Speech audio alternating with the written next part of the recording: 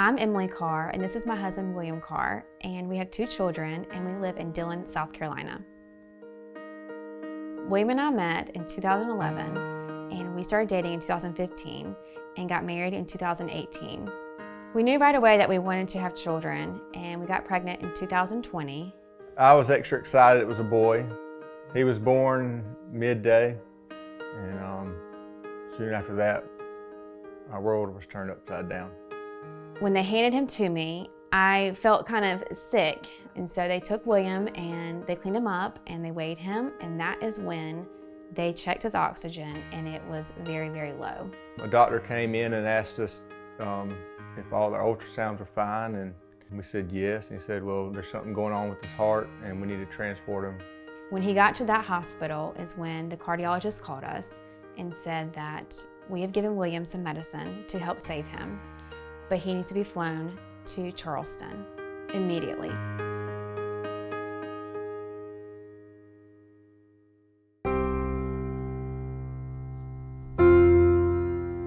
We got to Charleston and to the registration desk, and I couldn't even mumble out my name, who my son was, why I'm here, and she told me to just skip this line and go straight to the 3rd floor, the heart floor. When we walked into the hospital, I remember seeing William covered in a red Heart Hero cape. It took everything in us not to fall to the floor and just scream and cry, because I thought this was an actual nightmare. Lines, tubes, oxygen, the beeping noises.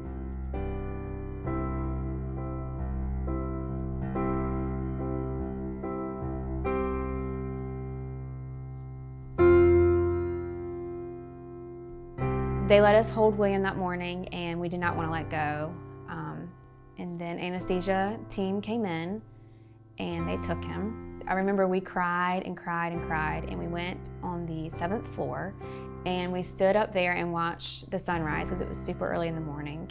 We entered the room, and then shortly after, he had a blood clot in his shunt and went to cardiac arrest.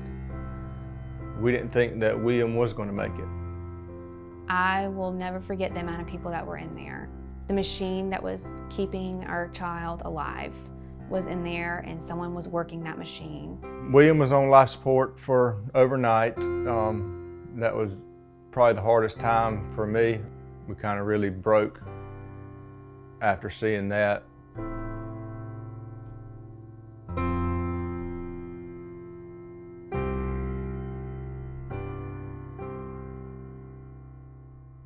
We finally came back to Dillon, and our street was filled with balloons, confetti, people.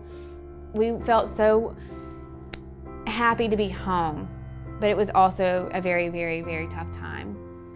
William had the sedated echo in July of 2021, and that is when we got the call that his heart did not grow.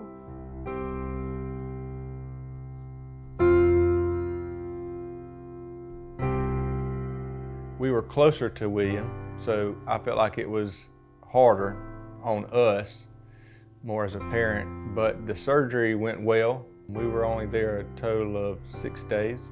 The minute he came home, he started climbing up our stairs, and at 10 months of age, William started walking.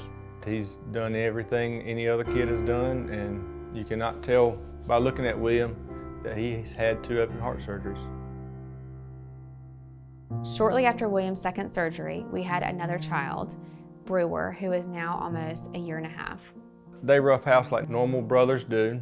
To this day, I still pick up William a little easier than I do Brewer because of everything he's gone through.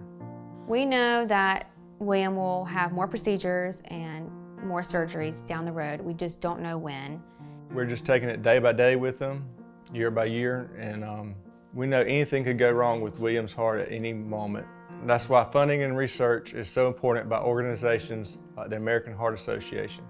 We hope that one day there will be a cure for people like William in his condition.